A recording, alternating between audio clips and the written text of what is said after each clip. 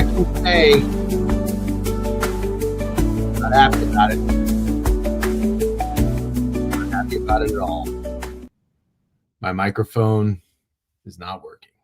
Really? Yeah, the power's on. I know. It's not working. I'm going to ask ChatGPT. Somebody in the chat just gave me the funniest idea. It said, was that DGen in Baker Mayfield's jersey yesterday? And now I'm going to ask ChatGPT to make you in Baker Mayfield's jersey and see how it comes out. Let's see how well you do. Remember when you said did you say this? I said you don't make graphics. You said I make memes. I said no, you don't. You just use memes. I don't remember that. But you said I said yeah, we were bickering, and I was like, you can't fucking. I make the graphics, I produce a stream, blah, blah, blah. And I was like, you can't even make a graphic if your life's dependent on it. You said, I make memes. I said, no, you don't make memes. You just use memes. So now this is you making a meme. Let's see how it goes. It says getting started. Anyways, I never realized what our bickering feels normal to me until we have Greg on. And then when we're bickering and Greg's just sitting there, like kind of like an abused child, I realized that maybe the bickering is at a very intense level. No, it's not. It's so far from intense. Greg soft? Yes. Greg has gotten so soft in his old age. So soft. It's probably a lot to do with having a kid, being incredibly stressed out. I mean, when all those things hit you at once, you have to remember he's living in New York City. It's incredibly expensive. This city wears on you. But I've known Greg since we were in middle school. He has definitely gotten soft. Still love him to death though. No doubt about it. But yeah, like when he says like, oh, mom and dad are fighting again, bro, we're fighting is crazy to even use. Real degenerate fans know that used to be you and Greg. Yeah. But Greg got to this level where he goes from 0 to 100. Like if you say anything to him, he'll just go off. So it's like I don't even bother with Greg anymore. I don't even bother. But with you obviously you're a little bit more mild. You have thicker skin. It would really take a lot to rile you up. But also it's good. It's good for the show. Who wants to listen to two guys just fucking sit there and jerk each other off for 2 hours every single day for a week? You know what I mean? Like we have to have disagreements. Yeah. Oh, it's coming out pretty good on ChatGPT so far. Oh, good. Good. I'm very excited to hear it. Nice hat, by the way. Love the camo hats. Might need to get myself a camo hat. I need them, by the way. I keep messing with my hair. I decided I was gonna grow my hair out. I do still need a haircut. I like my neck is awful. I didn't get one. My barbershop is closed on Saturdays in New York, but now I am in Florida. Hello, everybody, and good morning. You want me to get you a cool hat? I'll do it. Yeah. I'll just surprise you with a cool hat. Okay. I would love that.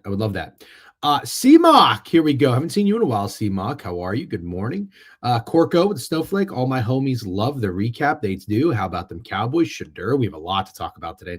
Good morning, gents. I understand athletes need to build a brand, but I need them on Raw to get off the podcast and hit the fucking jag machine. Yeah. Browns and Titans went over team totals and ruined my weekend. Also, thanks, Eagles. Fuck you. Love that. Was that DGen in Baker? Oh, that very funny. Teddy B is better than Baker. Oh, stop that. Check. Yep. JJ McCarthy. We'll get to that. Baker getting hurt. Sold me 500 in bonus bets. RIP. Lions gave him another 3rd and 21 to Jameis. Wild. Great comments today. Good morning, La Barbera. Good morning, everybody. Love to see it. Got to say it. How about those Cowboys? Yep. Tim, great job. Great win. Have a good stream. Hope you had a good weekend. T. Collintone. Dude, the bickering is great. That's what we do. Oh, my God. Oh, although what? Number 12? Oh, you would bitch about that. I'm going to make you wear number 12. I don't give a fuck. No. Steak. If you're going to do it right. That's not Baker Mayfield. That's Tom Brady. Don't. See, that's what I'm talking about.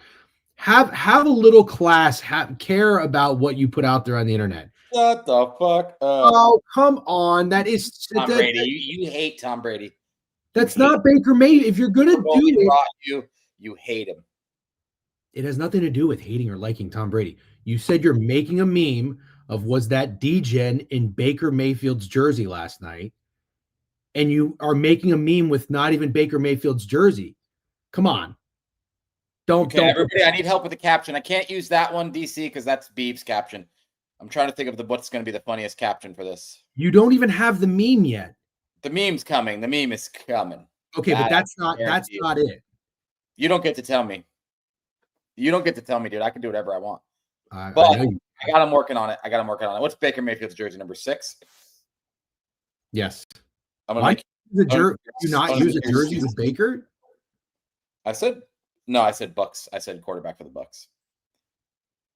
Yeah, you're not a good meme maker. You upload a jersey, a picture of Baker Mayfield playing football with a picture of me, and it should do it.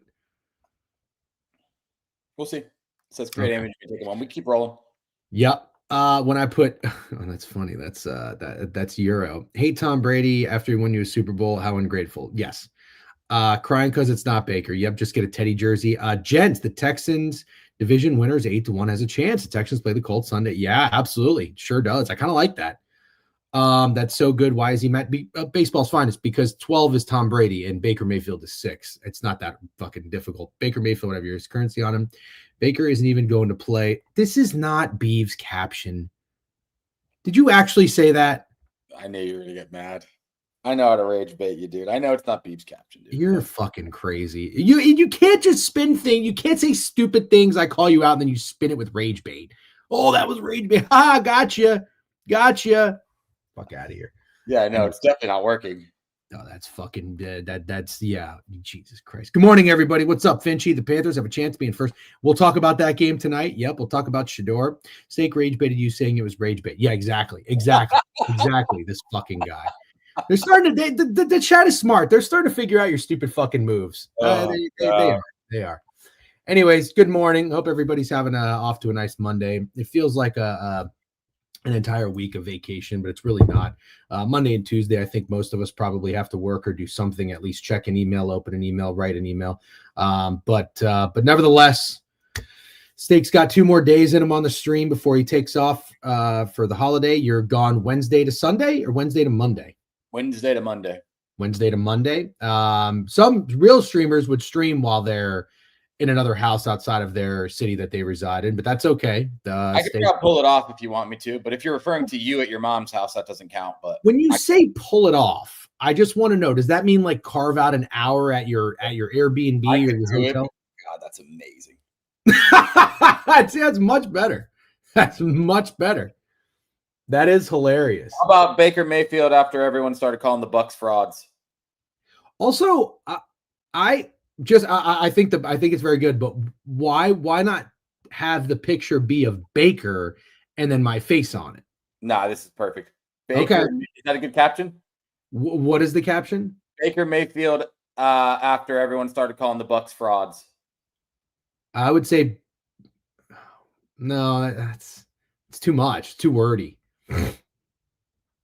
Baker Mayfield when he's in the MVP convo or something like that, or Baker as soon as he was the MVP. I don't know, something like that. Fine, I'll just fucking do the fucking. No, don't. You don't have to do the U.S. currency. That one is so played out. Baker as soon as he enters. Yeah, there we go. Yeah, that's good. That's good. Great job, DC. Baker Mayfield when he's not the underdog. I don't get that one. Why is DJ picking the caption of the meme? That's really, really good, DC. Baker Mayfield as soon as he enters the MVP conversation. Yeah, that's great. That is good. Yeah. What is that picture that you're using? Is that tomato soup? Oh, is that what that is? Yeah, you want to see the original? I thought that's when I sent you a picture of me in your Harrison Smith jersey or something.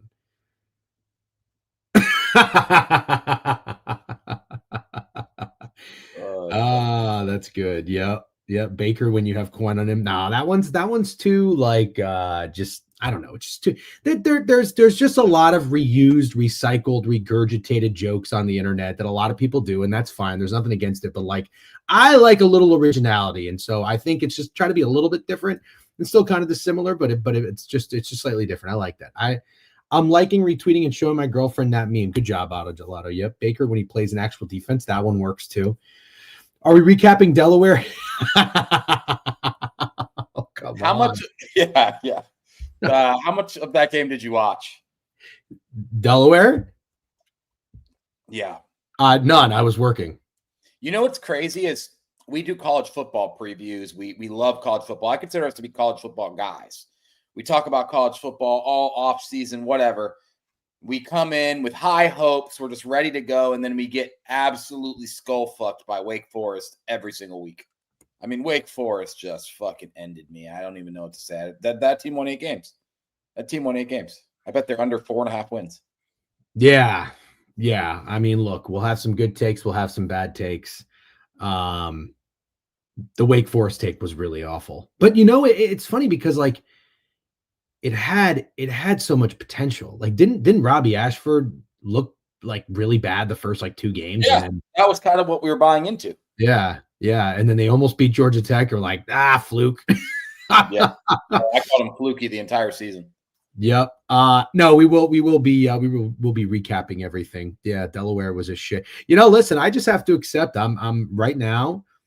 This stuff happens, Steak. I'll go on like just a mini rant here for a second. I've done this before, like the past like year and a half, going on 2 years now. I've really been bad at sports betting, but I'm in one of those ruts. Like you get in a rut as a sports bettor. And have you seen the movie Final Destination? No. Wow. Okay. Well, do you know what it's about? No, but it sounds like fantasy shit, and I don't watch that. No, it's not fantasy shit. I'm not really into sci-fi stuff all that much either. No, it's a good movie. You'd like it. But basically, like, the guy, he was gonna get on an airplane, but then he like had a vision that the plane was gonna blow up. So he got off the plane and the plane did blow up. So like he escaped death, like he cheated death essentially. And like he lives his life, like things keep happening to him where like something bad's going to happen. And it happens to all his people around him. Like somebody goes in a tanning bed and it overheats and explodes and they die. Somebody, whatever, like things keep happening. It's like the worst, actually. A chef is in a kitchen cooking something and like knives fall on his head. It's kind of what it feels like when you're a gambler and you're in a rut. It's like anything you think the outcome of the game has not been determined, obviously, until they play it, but you still feel like you have like whatever your bet ends up being dictates how that game's going to go. Because if I bet on team A, team B is going to win. If I bet on team B, team A is going to win. And it's crazy. I'm just going back to what was it? Thursday. Going back to Thursday.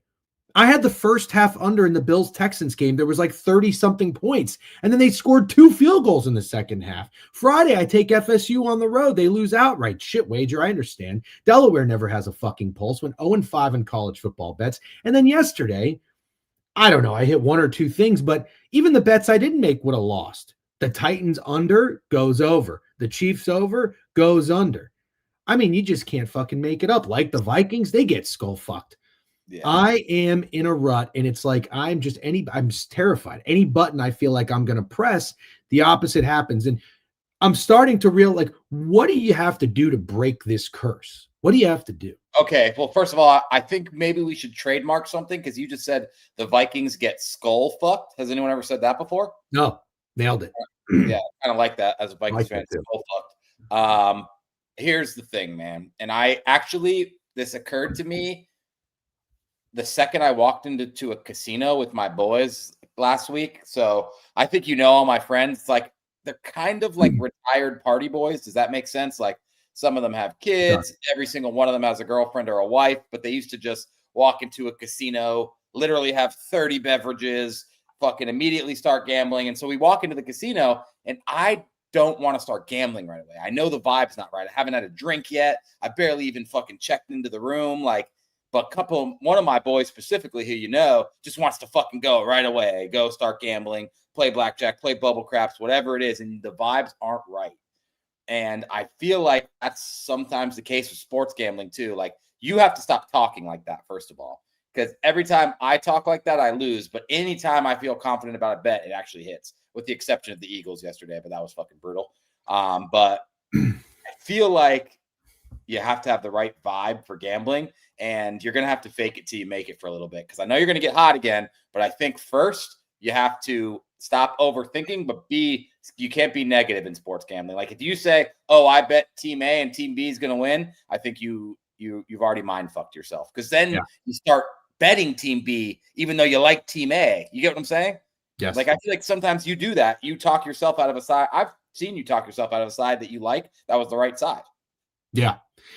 Yeah, the mind fuck has definitely it's affected me, and I'm hoping that it doesn't have a permanent effect. Not that it's any sort of excuse. Cam is not wrong. However, it is kind of funny hearing it come from him when he was the guy who bet the Eagles because 17 people had the Cowboys. It's hard. This is easier said than done. But I've also, but I just want to make something clear. And Cam, obviously, he's our guy. Love Cam and everybody in here. I have taken bets people are on. I've taken square plays. My best bet was the 49ers against the fucking Giants.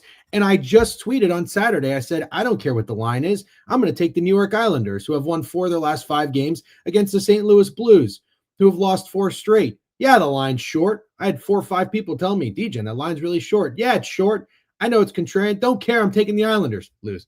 So I just want to make it clear, like, I'm still doing that. I'm kind of mixing in everything. And then the gross stuff, the contrarian tingles that I have, I don't play into. What did I tell you that my only 2 good reads that I had from Sunday? Weird spot for the Seahawks. Did they cover? No. Yeah. Weird feeling about Kirk Cousins. Kirk Cousins is going to win a fucking stupid game you don't expect him to. Did I play that? No. It's like I don't know what spots to lean into. Very lost right now. But yeah, got to somehow get the groove back. Will it come back? Of course. Everything comes back. You get hot, you get cold. But anyways, that's just this I'll say is I think Alex is probably joking, but if you're at a point where you're fading yourself, I think you maybe be better off taking a break. Yeah, I agree. I'm not going to do that. Hey DJ, I think your mic is coming through the webcam. So thank you. Unfortunately, the mic is terrible. Yeah, this is it's not working. StreamYard, for whatever reason, is not picking up the microphone. I don't know why. But I'm just gonna have to deal with it. All right. Caleb Williams says name DJ. Yep. Let's just get into the recaps. Caleb Williams had a nice day. Congratulations to the Bears on being 8-3. Does my audio sound like awful, or does it just sound not great? The problem is I answer that question honestly, and then you say, well, you don't give a fuck. You don't know shit about audio. So, but it sounds perfectly acceptable to me. It doesn't sound perfect by any means, but definitely getting the job done for today. Okay.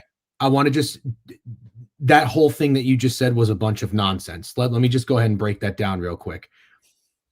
This is why I will never answer an audio question again. You just sound. How this goes, whatever you say, I will never answer another audio question. Let me explain how you just responded. Yeah, go ahead. You said the word perfect and used it twice in 2 different ways.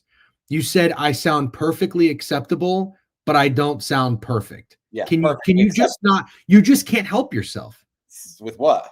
You gave 2 answers, and in each answer, you used the word perfect. Perfectly acceptable and perfect. Stop doing that. Stop doing that. Things, 2 very different things. Can you just say perfectly it's not great? Means it gets a passing grade. You don't have to use the word perfectly in that. C+ today. It's just not an A- maybe. And maybe some people in the chat are looking for an A- from your microphone today. I don't need perfectly acceptable. Can you just say it's acceptable? You're saying you don't like my prefaces or whatever those words are called. No, I'm not sure I can. Give me a letter grade. What is it? C+. Okay, got it. So when your kid comes home with a C+, you're going to say, hey, sweetie, this is a perfectly acceptable performance that you just did. Potentially. C+ is passing. C+. Hey, I was a C+ student. Look at me. Yeah. Kind of sounds like Bane. Oh God. No, it doesn't. No, perfectly wrong to use it that way. Yeah, exactly. No, in all seriousness, it's just going to have to do. I need to order a USB port. I have this thing, which is the hub. The microphone is plugged in here. StreamYard is not picking it up. So it's unfortunate. Maybe what I'll do is just remove this so people don't even get the idea that I have a microphone, and now their expectations are lower, and that's what it's all about. Okay. C's get degrees. The CBB board today is the best is the best of the season. Degen get back starts in 30. Okay, love that. Yep. Can we address Corn and the Tampa Bay Buccaneers? What are we addressing with Corn and the Tampa Bay Buccaneers? There's nothing that needs to be addressed. Corn in my post. I didn't think about that. There is nothing that needs to be addressed with Corn and the Tampa Bay Buccaneers. He is obsessed with this team because he called them fraudulent, and they're losing games to good teams like the Patriots, the Bills, the Rams, and he's like pounding his chest like he's correct. I don't know what to say. The guy he's just absolutely derangement syndrome. Let's get to the recap. The homies love the recap. We're here to recap. Let's go ahead and get to the recap. All right, everybody. I'm gonna pull up the old tabs here. I do not want to look at my picket from yesterday, so I'm just gonna pretend none of that happened. Shout out to that. Oh, actually, we're gonna recap at some point to get into it. Okay. Let's just start with what everybody wants. Everybody wants to hear me talk about Caleb Williams. Say his name, owe him an apology, all this and that, yada yada yada. Sure. Let's go ahead and do that. Steak, why don't you start first? The Chicago Bears, nice job, by the way. You said it was the Bears. It was the Bears. Chicago Bears beat the Pittsburgh Steelers 31-28. Game goes over, which I certainly didn't expect this to be an over game. I believe it was 46.5. And the Bears covered 2.5. Now, I was listening to this while I was working yesterday and listening to VSiN in my ear, which I typically do all day, every day. And I heard that before kickoff. No, let me word it this way. When Mason Rudolph was announced the starter, the line went from 2.5 to 3.5, and immediately those 3.5s were gone. Money was hammering the Steelers at 3.5. Now, congratulations to those people, because they got that. If you were in on the Bears at 2.5, you won. Probably a bad result for Vegas. I would think that's how that works. Rudolph starts 24-31, 171, a touchdown, an interception, a horrible interception that set the Bears up nice and early. But Caleb Williams, the typical Caleb Williams game, 19 of 35, 239 yards, 3 touchdowns, 0 interceptions. He had 4 rushes for 21 yards, which are very effective, and he was only sacked once. DJ Moore finally shows up, 2 touchdowns. Loveland had a nice game, 4 catches, 49 yards, and a touchdown. DK got in the end zone. He didn't really do anything else besides that. And let's see. Jalen Warren had a nice game. Kenneth Gainwell had a nice game. They ran all over the Bears. 36 carries for 186 yards. What's your takeaway from the Bears, Steak? They're 8-3. Caleb Williams played great, with the exception of that awful fumble in the end zone. I think if I told you that Jalen Warren and Kenneth Gainwell had 28 carries for 160 yards, and Kyle Monangai and DeAndre Swift had 20 carries for 63 yards, and that the Pittsburgh Steelers had 28 points, you'd be very impressed to hear that Caleb Williams won this game, and he did. 239, 3 touchdowns, and 104.3 passer rating. He is the reason they won the game. I thought he was impressive. I watched the entire game. I actually went to a Chicago Bears bar, not on purpose, but, I was just due for a new spot because Orlando has shitty sports bars. Yep. Good, really good atmosphere, really good energy. The Bears fans were cool. I heard the fight song like 7 million times. That was a little overkill, but I was mostly impressed by the Bears, especially when you consider how many people they have injured on defense. Oh yeah. I didn't even really. I mean, what is their injury situation like? I know I heard the Ben Johnson speech. Their linebackers are down, but Brisker played. So I didn't realize they were so banged up defensively. It's a good question now that I'm looking at the guys who had play. Anyways, not super important. Good for the Bears. I think Ben Johnson right now has got to be the coach of the year leader.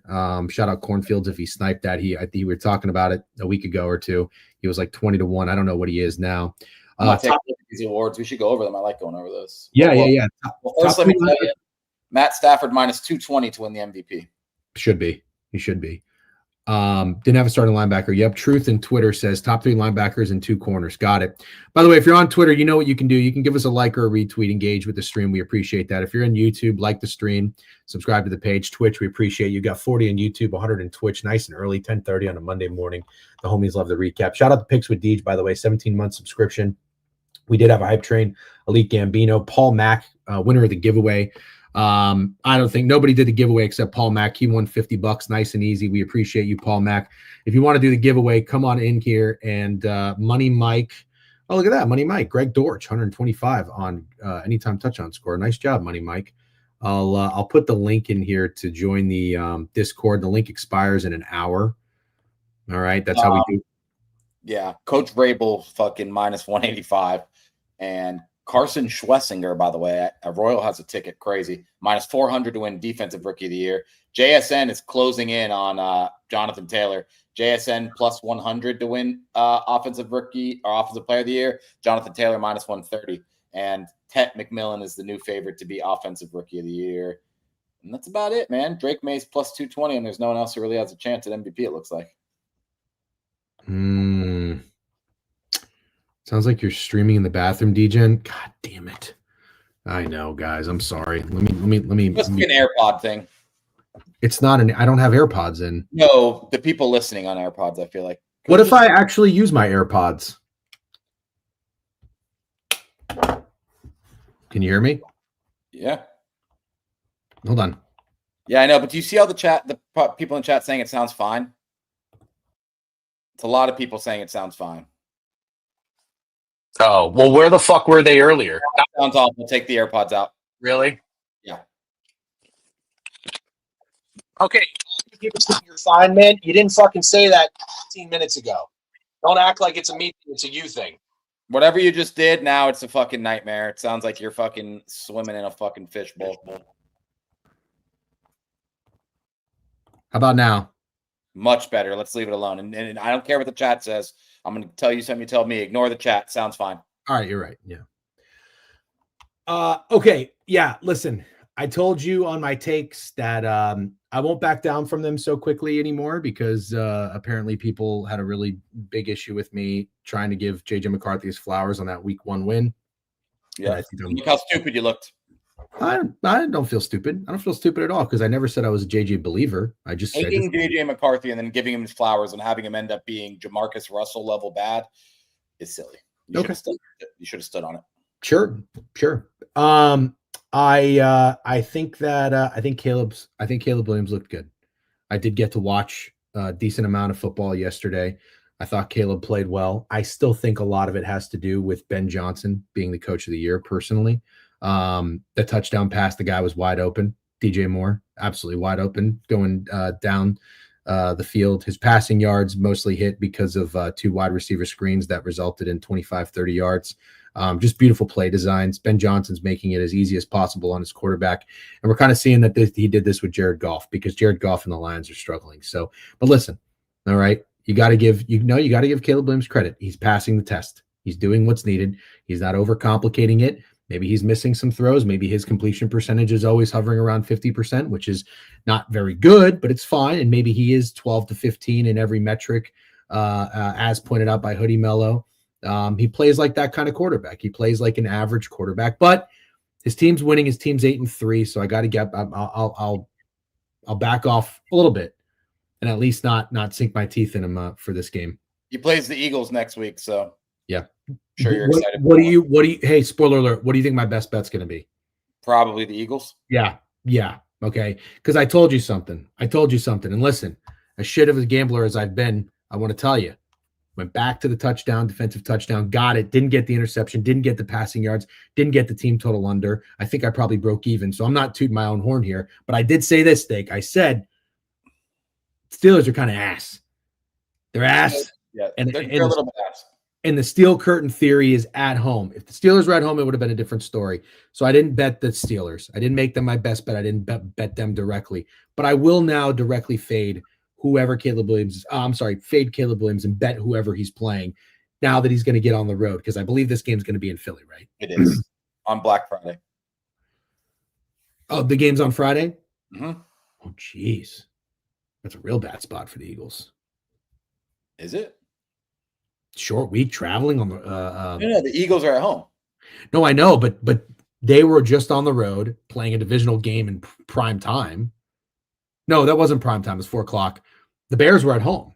But the Bears have to go to Philadelphia now. No, I understand, but that's kind of a wash because the Eagles were traveling. Yeah, so it's a wash. But you said real bad spot for the Eagles. Yeah. Right. Anyways, good job for the Bears. Good job on the Bears. 8-3 schedule is going to get hard, and I will be fading them and putting my money where my mouth is directly this time. Caleb is as bad as he's good. Bipolar. Yep. Eagles will be better with their Canadian. What'd you say? Caleb Williams is not as bad as he is good. Caleb Williams is much more good than bad this year. It's unarguable. No, I don't hate. I just want to make it clear. I don't hate Caleb Williams. I'm not a Caleb Williams hater. I just didn't think he's been all that great as people are making him out to be. And yes, I think the 8-3 record is very much in part to Ben Johnson. I mean, some of these play designs are incredible. They're running the ball very, very well. But Caleb's doing a good job. Good job, Caleb. Nice job. I'm not going to Stephen A. this. No, I'm not. Not going to Stephen A. this. I am not a Caleb Williams hater. No, good. What you're doing right now is actually correct. I know it's not fun after he wins and has a good game, but what you're doing, standing on your take, is the correct thing. Even though the chat's giving you shit, you have to stand on it. So this is good. Don't backtrack. Don't give up. Good. No. That's not what I see from the Twitter post, though, Dejan is Stephen A. Steak Skip Bayless. Yeah. Well, okay, but like hating a player and just betting against them because you don't think they're very good is different, I think. I don't hate Caleb Williams. Never have. Anyways, let's keep moving. Let's talk about the Patriots and the Bengals, Steak. Sure. The Patriots are win this game 26-20. I can't believe this game stayed under. I really can't. Caleb has been perfectly acceptable. There we go. That's a steakism. That's what that is. That is a steakism at its finest. Patriots win this game 26-20. It stays under, and the Bengals cover the game because, of course, they do. Miraculously, I think. Joe Flacco, I want to say they scored a touchdown late in the game. Also, did you see the goal line stands? Mm-hmm. Hold on. Actually, I'm going to tee you up real quick, and then I just got to take a quick corp call. Goal line stand for the Bengals defense. Nice job. 8 plays, stuffed them, settled for a field goal. Drake May, 294 passing yards. All this guy does is go over his passing yards. He didn't have his best game, but he still looks good. Drake May is fucking awesome. And Hunter Henry, 7 catches, 115 yards. Nothing really stood out, although Chase Brown had a nice game, 107 yards rushing. Takeaways from the Patriots, Bengals, and I'll be right back. Okay, cool. Yeah, I mean, for me, it's another one of those things where obviously this is an awesome year for the New England Patriots. They're 10-2, and obviously Drake May is good. He's second in MVP odds right now, plus 220, 294, touchdown and interception. But I still come away, and I don't know if Chad agrees, I don't know if DJen agrees, but I still come away from wondering when we get the game to figure out how good the Patriots are. Because it's a lot of this, I feel like the Bengals not playing that good. Yeah, Chase Brown had 100 yards rushing, but Joe Flacco had under 200 yards passing. He had a turnover, and T. Higgins didn't do shit as wide receiver number 1. He's something I want to talk about as well, but still trying to figure out exactly how good the Patriots are or where they fit into this when it's all said and done. I guess the Colts are getting close to being that type of team too, where you can't tell if it's like, are they last year's Vikings and they're going to get their shit pushed in the playoffs to some of these teams that have been here before or not. But either way, 10-2, 6-0 on the road. Very fucking impressive for the New England Patriots. I think one thing we've nailed is that the defense will keep getting better. I don't think Patriots are a fade in any spot. I think I talked you off of taking the Bengals yesterday, which is a bad read, but there's one guy I want to hate on. I want to hate on T. Higgins. Really? I think I've decided that T. Higgins is overrated because all you ever hear about T. Higgins is, oh my God, T. Higgins would fucking be wide receiver number 1 anywhere else. The only reason T. Higgins isn't fucking wide receiver number 1 is because Jamar Chase is there, and then T. Higgins has his fucking moments, and he's nothing. He's not who people say he is. I don't even know if T. Higgins has a 1,000-yard receiving season. And I've seen him make some absolutely incredible plays, but I just think T. Higgins is fucking overrated. I really do. Now you got me. Yes, I am aware. I saw. What? He got, I don't know if did he get a concussion, Cam? He had 911 yards last year. He had 656 yards the year before. He had 1,000 yards in 2021. Okay, was not aware he got a concussion, which makes me sound like a douchebag. Still firmly stand on the take, though. He had 1,000 yards in 2022 as well. He got 1,000 yards in 2022. So he 2021 and 2022. I'm a little bit of an asshole. Hopefully nobody clips this. Yeah, that's all right. Not bad. Now, sometimes we don't know ball. I'm not with you on the T Higgins 8. I like T Higgins. One of us has to stand up for him. Let's see. Yeah, but like, bro, the Bengals 11 games in, they're fucking terrible. Their offense is awful. You have Joe Flacco throwing you the ball. You don't have Jamar Chase. Like, what is the motivation to do anything? You know, like, what is the fucking motivation? He had 5 catches for 31 yards and nothing after because he got a concussion. And so you're not wrong. I want to be clear. I'm sorry you got a concussion. It happened with 4 minutes left in the game. So yeah, I'm not wrong. It's not a non-ball no or take by any means, but I will be honest. I glanced up. I saw this play. Maybe you want to see it real quick. You wouldn't think it would be as bad as it was because he doesn't get knocked out. He has a weird ball, but yeah, he's down. Yeah, I'm not with you on that. That looked like it hurt. He get knocked out. He had a weird fall. His head hit the ground. Okay, so he got knocked out by the ground. That's how you get concussion. Move on. Stop funny. Move on. Sometimes I don't know who I'm talking to, but yeah. He's as much as a wide receiver 1 as IU. Yep. He didn't get knocked out. He went to sleep. Okay, on the ground. They carted him off. Jesus Christ. The back of his head. Okay. That's what happens when I go take a corp call, huh? Steak starts downplaying players. On a dead man, dude. I don't know if you were to do a stream on your own. How long do you think you'd make it before you got canceled? I don't know. I don't think it could quite get canceled for that. That wouldn't be canceled. No, I know. You're right. You're not going to get canceled for that. But yeah, it just shows like a path to getting canceled. It was the definition of kicking a man while he's down. Yeah. Well, it's just funny. I just don't know what you see sometimes when you watch things like that. That looked like it hurt, but I'll never forget our Jalen Brunson not backing into the defender in the Pistons game, which was also generational. Yeah. See, my take on Caleb Williams or Steak's take on T Higgins. Which one would you take? Dejan doing snow and worried about Steak getting us canceled. The vet called about my dog, you asshole, and to confirm a 4:00 appointment, which I didn't even make. Anyways, let's get back to the board. All right, next game to recap here. Giants and Lions. Man. Let's talk about another fucking take. Let's kick a guy while he's down. Actually, no, Greg's not down necessarily, but Greg has long been a Jameis Winston hater. Isn't it weird to be a Jameis Winston hater? It's weird to be a Jameis Winston hater. Greg has been a Jameis Winston hater. This is the problem. Greg has turned into this guy that likes to, as much as he is my friend, he likes to fuck with me.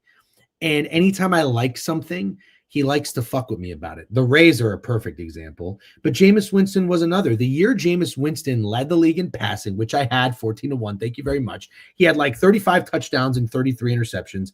All he talked about was 33 interceptions. And I'm like, Greg, I understand there's a lot of bad with Jameis Winston, but there is some good. He had 35 touchdowns. He led the league in passing yards, and he failed to realize that. And he just sinks his teeth in. It's just like a pissed off animal, possessed animal with like rabies, just seeing red. And I'm like, why would you not acknowledge that there's some good things about Jameis Winston? Like, the guy can play quarterback. So Greg has long been a Jameis Winston hater. Meanwhile, he's a fan of the fucking Pittsburgh Steelers that can't get a quarterback to save their fucking life. Oh my God, Duck Hodges and Mason Rudolph and Kenny Pickett. This guy should be begging for Jameis Winston to come play in Pittsburgh. But you know what? He doesn't want to come play in Pittsburgh. Who would? But anyways, he goes out there and he starts, and he is awesome. By the way, he has an 83 QBR. 83 QBR. Caleb Williams had a 64. Jared Goff had a 20, by the way. It's brutal. But anyways, Jameis Winston is good for football. You know why he's good for football? Because 32 quarterbacks in the NFL. It's a vicious, violent sport. And quarterback is the hardest position in sports. It's not easy to play. And after starters, the backups are really, really, really bad. Jameis Winston's a guy that can come in there, and I'm not saying he's going to be good, but he can bring entertainment. He can make it watchable.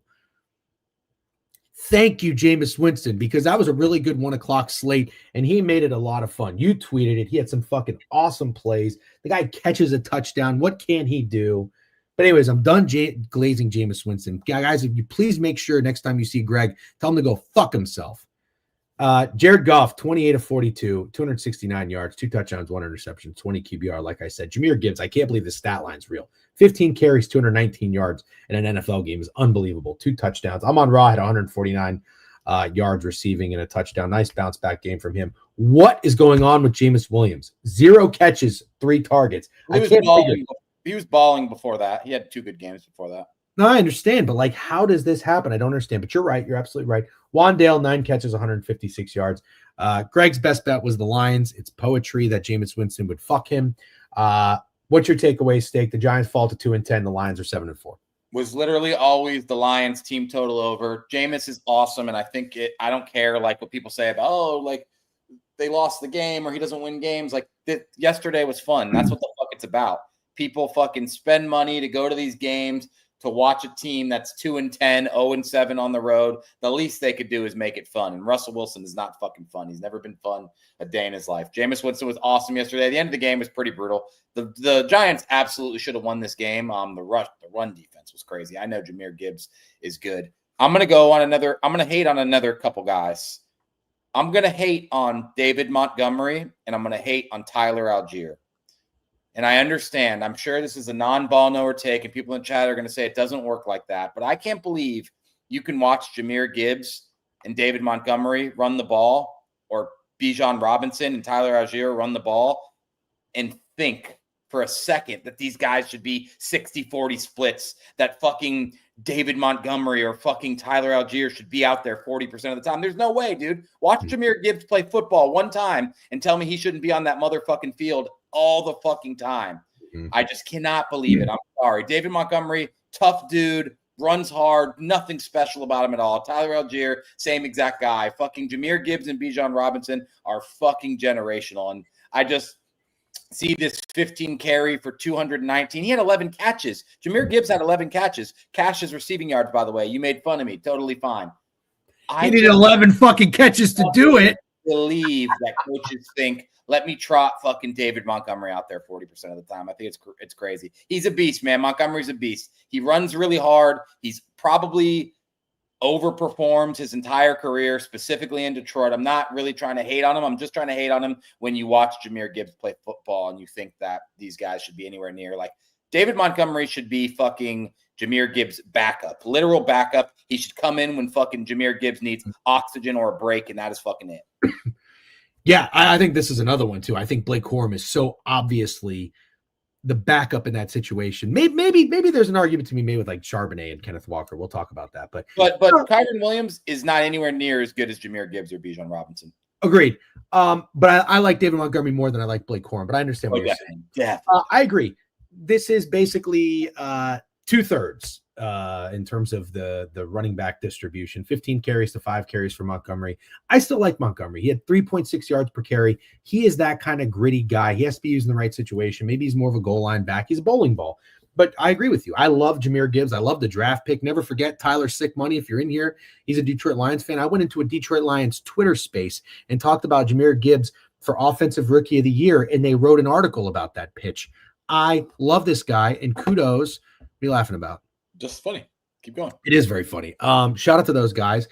Love Jahmyr Gibbs. Love what you're saying about the use of like teams for whatever reason feeling obligated to have this like running back guy by committee. Seeing Algier and Montgomery in play, meaningful play when Gibbs and Bijan are options is fascinating. But I have a gripe with the Lions offense. Maybe it's Dan Campbell. Maybe it's somewhere above this, but they really need Sam Laporta. You know why they need Sam Laporta?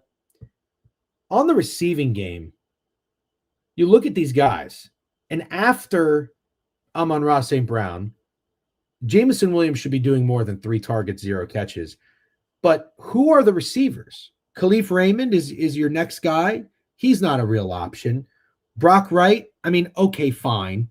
They really need a Sam Laporta. Without Sam Laporta, it's very top heavy, I guess is what I'm saying.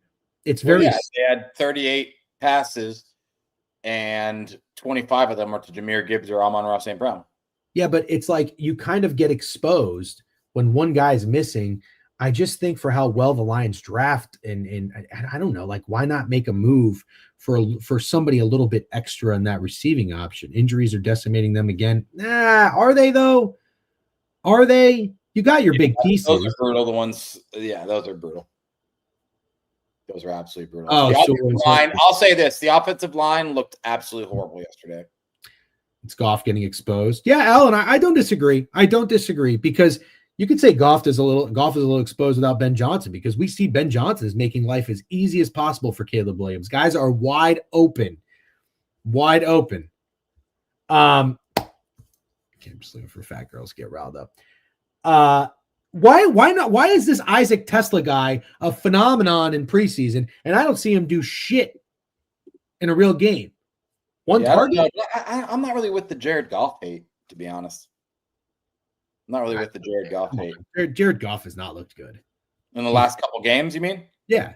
Okay. I thought you were saying all season. He has 2,800 yards, tied for second in the league in touchdown passes, and that's 5 interceptions. No, but I mean, come on. Like, you can't go out there when everybody knows it's cold, you're outdoors, it's Philly. We know you're a Cali guy. He was awful against the Eagles. Awful. Yeah, he's bad against the Eagles. He has issues outdoors, there's no doubt. But the offensive line was so bad, dude. Oh, my God. The Giants were in shit all day long. Yeah. No, I know. It's funny. We never hear, Baker's missing half his offensive line. We never get that for Baker from Cornfields, but we'll get it for JJ McCarthy and for Jared Goff. I understand. Do you think there is trouble for the Detroit Lions at 7-4? Do you think that this is fine? Just get the win and get to the playoffs and get as healthy as you can. If they can get the offensive line healthy, I still like them. Okay. I'm worried. Hinland Tutan is worried. Special K says, if people actually watch the games, the OL, the protection has been horrific. Sure. I watched every single snap of that game. Super mediocre. The Lions love running the score up on shit teams just to lose against the good teams. The Real Man Duelist says on YouTube. Yeah, but I mean, you could say the Giants are a shit team and they didn't even get to run the score up on them. They barely won, barely survived. That they really should have lost that game. That's they crazy. really should have lost that game. Yes, they should have. Yes. Lions played like they had a look ahead. Crazy. Oh! They got the Packers. I don't care. They just got fucking embarrassed by the Eagles defense last week, and then they go back home. You have to play well. That's a perfect example of a look ahead. I'm not about it. But how could you say that? Because hindsight doesn't matter to me. It wasn't a look ahead. The Lions were at home in a must-win game. Not a sandwich spot because it wasn't. You guys are fucking killing me, dude. Okay. All right. This has been a fun stream so far. Love the recaps. By the way, don't forget if you are up, Michael Myers, scary. 67. Did you 6-7 on purpose? 67 with a new follow. Welcome to the stream. I don't know. That was 21 minutes ago. I don't know if you're still in here. If you're on Twitter, can you like the stream? Can you do something? Does anybody like the stream? Truth, Brock, Oscar, these guys always showing love. I know there's probably 30, 40 other motherfuckers in there not liking, not retweeting. You know what? 6 more minutes. We're going to Twitch and YouTube exclusively. That's how we're going to roll. Next game. I'm not gonna pile on. I'm really not gonna pile on, but there are some things to talk about with the Minnesota Vikings and the Green Bay Packers. I'm just gonna move on entirely from the Minnesota Vikings and just say that the Minnesota Vikings 2 units to miss the playoffs was one of the best bets I've ever made in my entire life. It really was. It was minus 188. Oh no. What was it? No, it wasn't minus 188. I don't remember what it was. Anyways, it's not the point. The point is this: the Vikings are dead. We're gonna move on from the Vikings. I'm not the kind of guy that's gonna stick a fork in you and talk about JJ McCarthy and everything else being asked. We understand what they are. Chalk it up. We got to talk about the Packers. Because they win this game. They cover the spread 23-6. But it still wasn't pretty. Yeah, but who cares? Who cares? Is that what we're doing? Why make it pretty here? Why make it pretty? You're playing a division opponent. And you don't have to make it pretty. You never were at any risk of losing this game if you're the Green Bay Packers. You almost knew it from like immediate jump that the Packers were never going to lose this game, and there's nothing wrong with how the Packers played. You could argue this is exactly how you should play against JJ McCarthy. Let's be honest. No, I love winning. I told you I love the Bucs winning ugly early in the season. No, you're right. I'm just saying, Cam. It's just funny when Cam picks his spots. Because now he wants to say, just win, make it ugly. You don't need to throw. When his boy Jordan Love is 14 of 21, 139 yards, no touchdowns, but no interceptions. But I guess at the end of the day, it's all you really need to do. They ran the ball 42 times. Yeah, exactly. That's a lot. And it wasn't even like they were tearing it up on the ground, just getting exactly what they needed. And JJ McCarthy gives you the ball back 2 times a game and can't throw for 100 yards. What do you want him to do? Fucking deep bomb that just. So look ahead or no look ahead? Look ahead or no look ahead? You know how I feel, man. You know how I know. feel. I'm asking the fucking chat now. Pick a Seems side. like mixed signals from the chat for sure. So if Cam is officially a look ahead guy, and I don't disagree. Cam and Major Matt are look ahead guys. Alan Dim's not a look ahead guy. See, these are questions. Maybe we run a poll. Someone tell them the Panthers winning the division. I fucking hope not. Joey Dump's been saying that. He has. Mm-hmm. Yeah. Look at spot. And everybody thought they were going to smash the Giants. Yep. Min didn't cross the 50. Yeah. 12 and 19, 87 yards, 2 touchdowns, 17 QBR. Not great. It wasn't 2 touchdowns. It was 2 interceptions, but thanks for that. Did I say 2 touchdowns? Yeah, you said 2 touchdowns. I did not mean that. I'm sorry. Yeah, 2 interceptions. Okay. Let's keep moving. We're in the 1 o'clock slate here. Let's talk. Absolute hell. But in case you're asking how I'm doing mentally, I'm in absolute hell. It's absolutely. Oh, bro, we are. Yeah, hell yeah. I already spent the money. You're definitely good. I can personally guarantee it. Matter of fact, Nathan Reichert, if that doesn't hit, I'll pay you for the ticket. How about that? If that ticket doesn't hit, I'll pay it for you. Now you got insurance. Cash it. Have a good time. The Minnesota Vikings are hot ass. Seahawks 30. Titans 24. Not a whole lot to talk about this game. I guess one of the few spots my intuition was correct. Just a weird spot. The Seahawks offense did fine. The defense didn't really give a shit in the second half after only allowing a field goal in the first half. But how about Cam Ward? 75 QBR, 28 of 42, 256, 1 touchdown, no interceptions. He had 6 carries for 37 yards as well. I kind of think he really needs to use his feet more. Use his legs. I don't really know who says use his feet. That sounds kind of weird, but Pollard didn't really do much. He's probably checked out. 11 carries, 20 yards. The receivers for the Tennessee Titans are hilarious, Steak. James Proche the second, 3 catches, 42 yards. Chimere Dike, 5 catches, 44 yards. Gunnar Helm. Xavier Restrepo is back. 2 catches, 26 yards. Cam Ward's receiver in college. Without looking, Steak, where did Gunnar Helm go to college? Texas? Wow, great job. 4th round draft pick, 6'5", 240. He has got a baby face like a motherfucker. I got one for you. Without looking, where did Chimere Dike go to college? I got no idea. You want to give me a hint? Yeah. Look around. What? Look around. Like look around. Look where around. I'm at right now? Anything you can look at for clues on where Chimere Dike went to college. Oh, look at your hat. He went to Florida. Yeah. A stupid ass hint. Still couldn't figure it out. Like JJ McCarthy, dude. They dumb it down for you and you still can't fucking figure it out. What was I going to say? Oh, Kenneth Walker. This guy goes over as rushing yards, I would imagine. 11 carries, 71 yards. 3 catches, 30 yards. I took this guy to score a touchdown again. Charbonnet gets in. Yeah. What? Yeah. I don't know why you keep doing that. I'm done. That's one of those overthinking things that I think you're doing. What is it? Kinda, yeah, because they're not giving him carries in the red zone, man. It's like they don't want him to score touchdowns.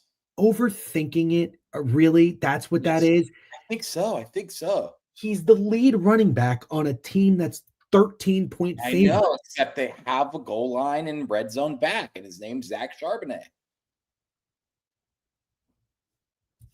Yeah, Charbonnet gets 6 carries and he gets a fucking touchdown. Kenneth Walker gets 14 carries, nothing. Jackson Smith-Njigba is, in my opinion, right now, if the season ends, he's the offensive player of the year. Bad take? It's still Jonathan Taylor, but he made quite a case. I thought it was actually like Jonathan Taylor by a large gap until yesterday. He almost closed that gap right up against his butt, but I'm still going Jonathan Taylor. That JSN's fucking amazing.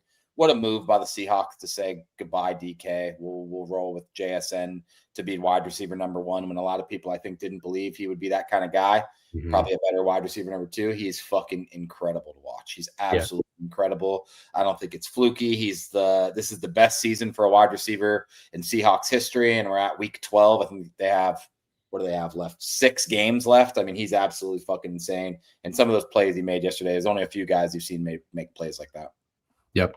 Well said. Yeah, he's so good. I have inside info on K9, and he's pissed right now. Interesting. I believe that he's pissed. Yeah. Isn't the whole thing about K9 is that they don't want to give him a big contract? Oh, that's right. Somebody said that. I totally forgot. That's right. Yep. Good call. Good call, guys. All right. I think it's a perfect time to go over to YouTube and Twitch exclusively. Twitter, we are going to say goodbye. Come join us, please, on one of the pages we monetize. At least you can do. Appreciate it very much. Thank you, everybody that's in here on YouTube and Twitch. You guys are great. And shout out to our sponsors, ProfitX and Pickett. We appreciate you guys as well. Download Pickett. Sync your wagers, or sync your sportsbook, track your wagers. Promo code DGen and ProfitX, promo code STAKE, 20% deposit match when you get started. All right. Yes, Kevin D, it starts today. Happy tip-off day? Happy tip-off day? Maybe feast week? Is that a college basketball thing? Where's Nikki Gambles? If you're here, Nikki Gambles, just let me know if you're here. Okay. I got a question and a comment. He's my high school teammate. He low-key ranted in our group chat in October. Oh, wow. That's crazy. Oh, they're talking about college basketball. Do we need to address college? There's a ranked game at 1 p.m., so we can hit that at the end. We're not going to talk about the Rhode Island game that just started. Yeah, I appreciate everybody asking our thoughts. I just don't really know what they expect from us. Okay, quickly, Ravens, Jets. I mean, I gotta take away in this game. Watching Lamar Jackson sometimes is rough. Watching Lamar Jackson play quarterback. I mean, is he? I don't know. I think we said this last time. He's hurt. Something's not right. It's literally never in the history of his career been rough to watch him play quarterback, except for this year. This year, he looks hurt to me. That does not look like the Lamar Jackson I've seen. I mean, bro, this motherfucker, some crazy years where he does not miss. It was like 40-something touchdowns, 6 interceptions, damn near 5,000 yards or something. Like, he looks so off to me right now. It's crazy. 34 QBR against a really, really bad Jets defense. Also, Derrick Henry doesn't look very good. He looks slow. He looks older. He had 21 carries for 64 yards. I mean, if you were to tell me Derrick Henry was going to get 21 carries against the Jets, I would have said he would have 117 yards. Yeah. Yeah, I guess I won't lay too much into them. It's just really interesting to me. I mean, I saw plays from this game, and every time I saw plays, Lamar Jackson's in the pocket. And it's like he has 4 seconds, and I just can't tell. Is nobody open? Is he missing the read? Is it really good defense? I just don't know what it is. And then he runs around, and it's like when he used to run around and make plays, something would open up downfield, or he'd get a 7-8 yard gain. That's not happening anymore. He's barely getting back to the line of scrimmage, or he's getting sacked, or he's throwing it away. It's just I don't know. It's something's He's getting sacked way more than he ever has. That's really what really is crazy. They keep winning ugly games, but they keep fucking winning. Shout out Breece Hall, 4 catches, 75 yards. It was always the running back receiving yards. I tell you, this is a play we need to start looking in a little bit more and getting more analytical. Nice job, anybody who had the receiving yards for Breece Hall. Great read. John Mechie, 65 yards and a touchdown. However, Steak, nice. You did hit Adonai Mitchell over 35.5 receiving yards. He got 42 on 2 catches. Great job there. Didn't climb the ladder, though, sadly. Didn't climb the ladder.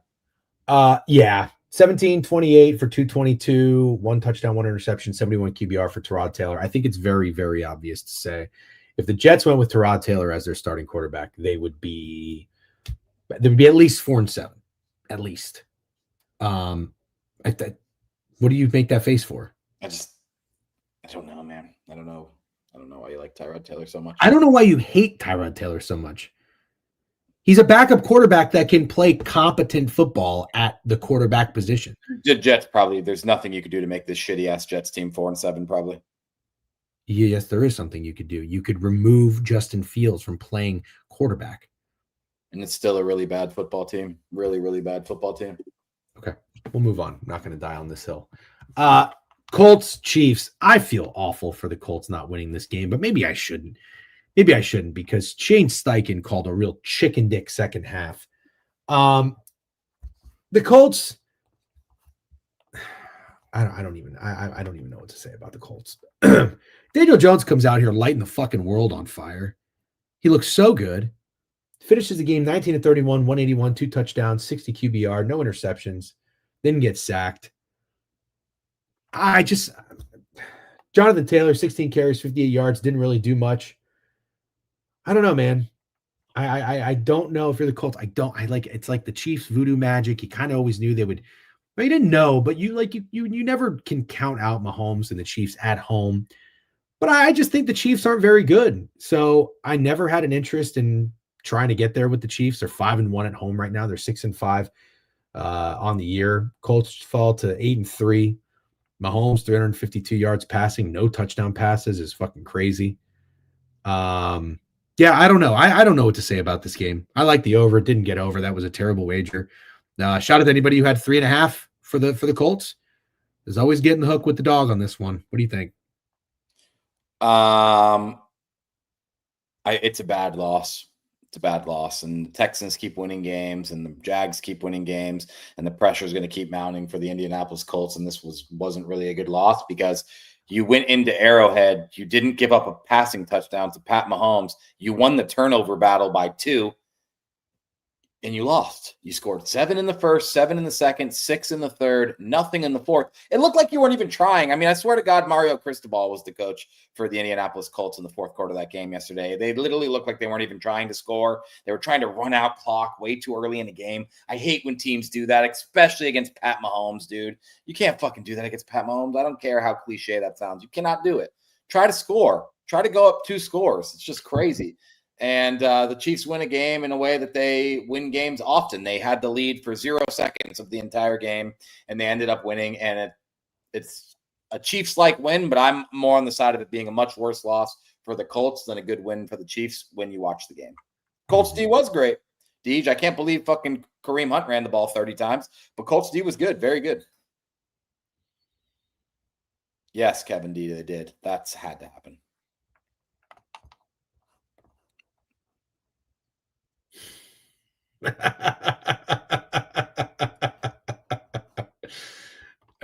I see your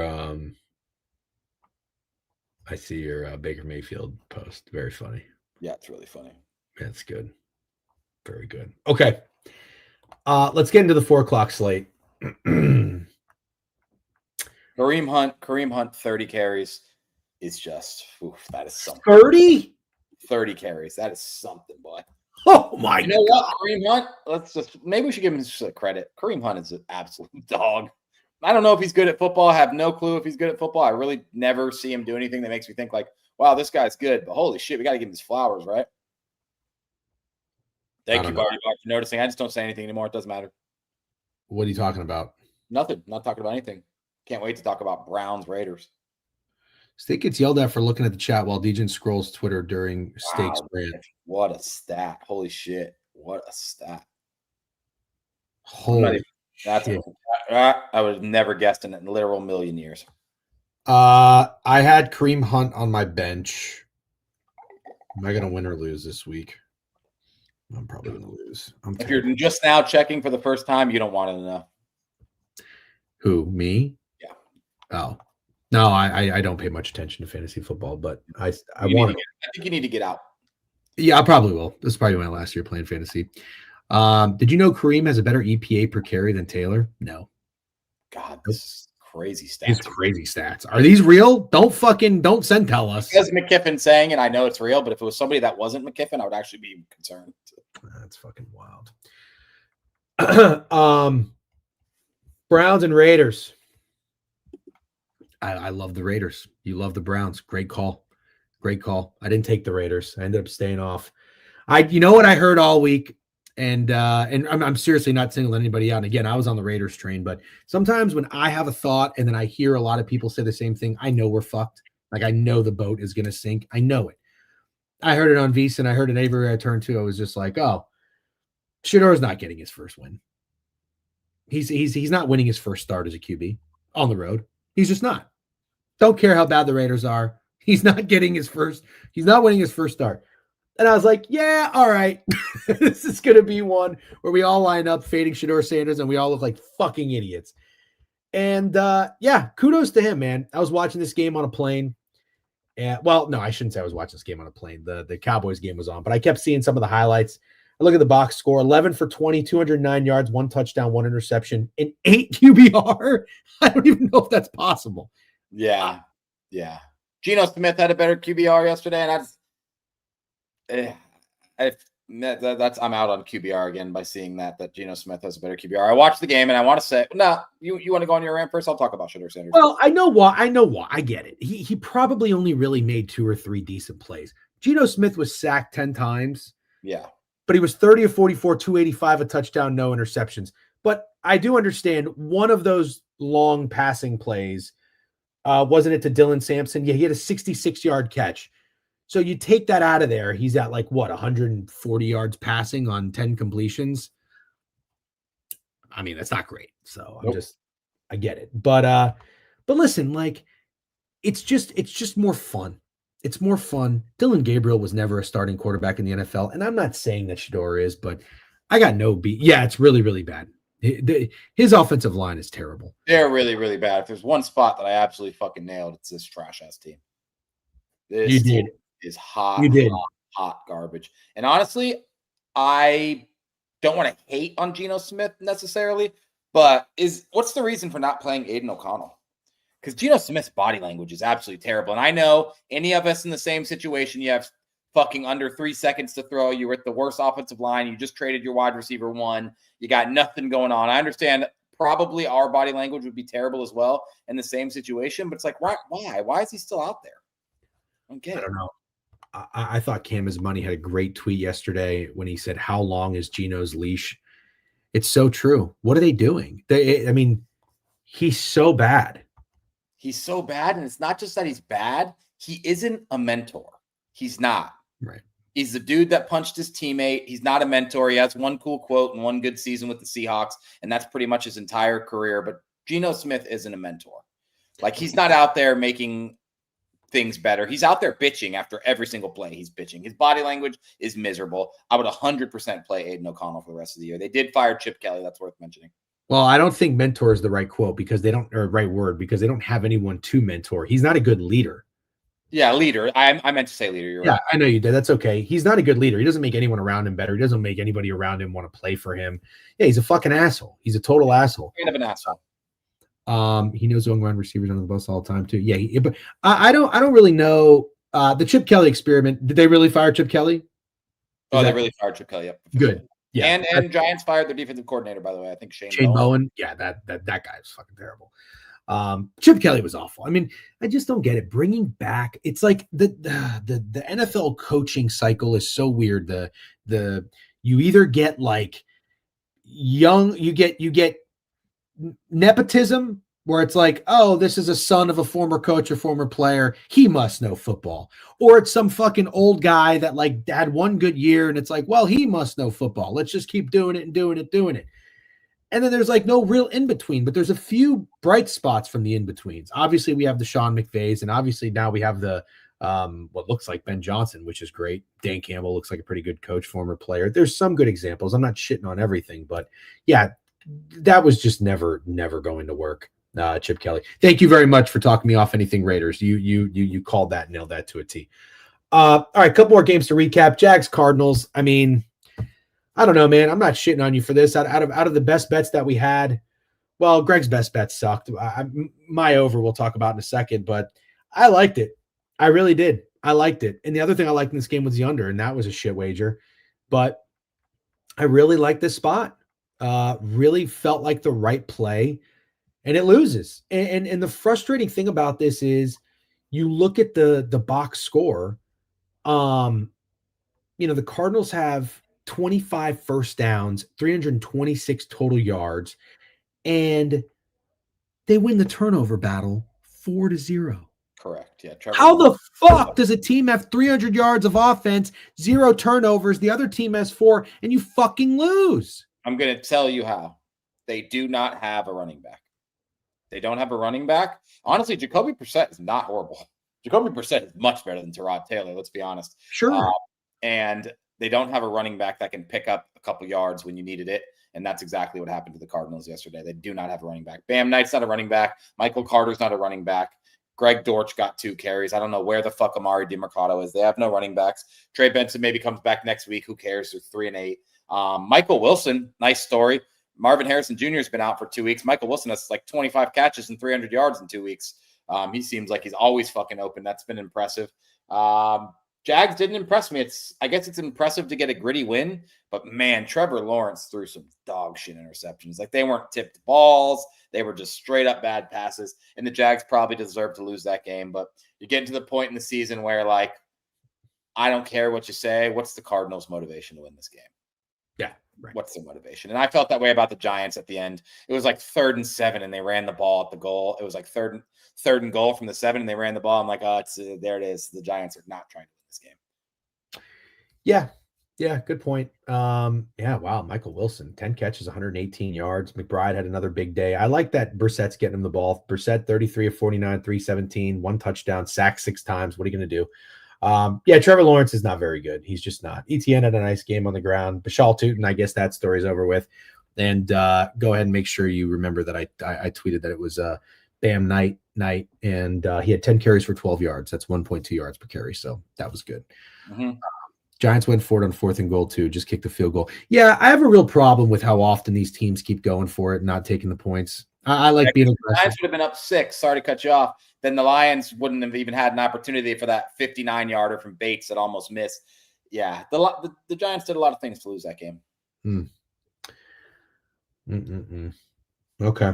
Let's keep moving. By the way, someone said it looks like I haven't slept in days. My sleep hasn't really been great, but I did travel yesterday. It was kind of a long day and whatnot. So maybe that's why, I'm getting really Also, I didn't get to talk about 2 things in the Browns game. I'll make it really quick. Myles Garrett is like one of the best defensive players literally of all time. Like, yes. What categories he moving him? See, this guy has 4 3-sack games. He's absolutely fucking insane. It's absolutely insane watching him.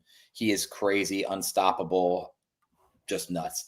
2, Shadur Sanders made like 2 good throws. I'll acknowledge it. I'm not like throwing a party for Shadur Sanders. I think he gets a passing grade for winning the game and making some throws. But to everyone saying it's easy to throw a screen pass for a touchdown, I just want to say this to you. Why can't Dylan Gabriel do it? Watch Dylan Gabriel. Watch Dylan Gabriel throw a screen. Shadur Sanders looked better yesterday to me than what I've seen from Dylan Gabriel, especially from a ceiling standpoint. The ceiling looked a lot higher for Shadur Sanders than it is for little tiny Dylan Gabriel. Good take. I like that take. Do we give Trevor Lawrence a pass because he has literally 0 weapons? No, those interceptions get you no passes. Parker Washington had a nice day. Jacoby Myers had a nice day. I get it. Those aren't elite weapons, but no, he gets no passes. Those are bad passes. Okay. Good takes there. And I guess, the Jags are winning games that they shouldn't win. They did it with the Niners. They did it with the Chiefs. They did it with the Cardinals. They're 7-4. Yep, 7-4. Anyway, you slice it. They're in it for the division too, because now the Colts are 8-3. All right. Well, let me tell you the fucking just this game, and this is just hopefully this is the bottom for me in my wagering, because the over in the Cowboys-Eagles game was my best bet, and I loved it. I loved how the game started. There were some things in the second quarter that kind of annoyed me, but we still got the late touchdown from the Cowboys. This game has 28 points in the first half. We're on pace, but it should have had more. And then the second half comes and the Eagles get shut out. The Cowboys win this game. They score 17 points. Well, I guess they scored 24 unanswered if you put it that way. But Dak Prescott, 23 of 36, 354, 2 touchdowns, 1 interception, only sacked once. Javonte Williams had a really nice game, 20 carries, 87 yards, just grinding out rushing yards. George Pickens, again, I tweeted this. I really think it's a serious take. I think the Cowboys would be awful with no George Pickens. Awful. Fuck the Eagles. Yep. Such a bad take by McKiffin. McKiffin won't say he's a Cowboys fan, but he's a Cowboys fan. But this is a bad take. The Eagles were the ones who would have blown them out if they didn't turn the ball over. The Eagles were up 21-0, and then Saquon fumbles the ball, and they fumble a punt return. The Eagles were the ones who probably should have blown the Cowboys out, but let's go ahead and glaze a guy I haven't glazed once this year and has to give his flowers. Dak Prescott was fucking fantastic yesterday. Absolutely fantastic. With the exception of that very bad interception on the goal line, which honestly, when he threw that, I was like, yep, there it is. Dak's crumbling against the Eagles. Shocker. I was literally ready to talk shit. I'm so glad I didn't get on Twitter and talk shit, because after that, dude, Dak was fucking incredible. And you know who else is incredible, dude? George fucking Pickens.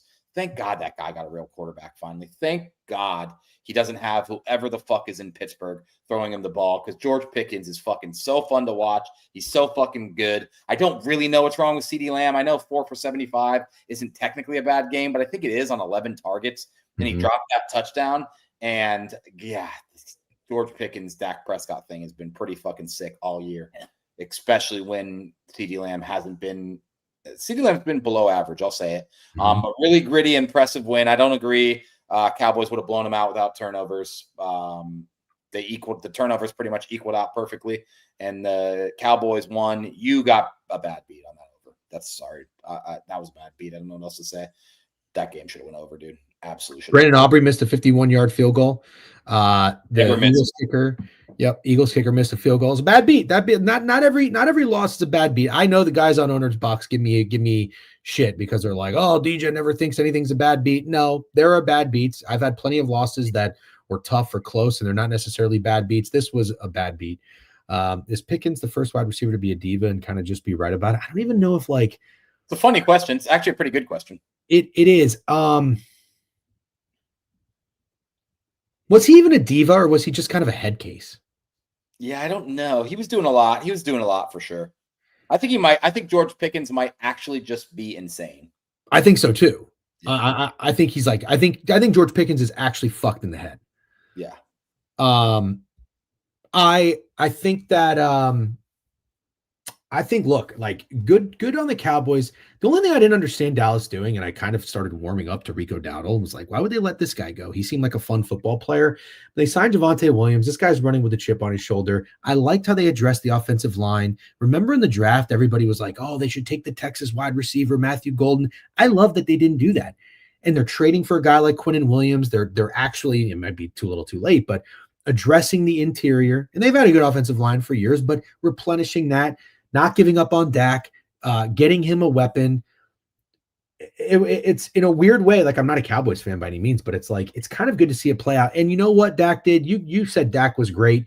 Dak did that thing that Dak does, Steak, where he doesn't show up until the game is out of hand.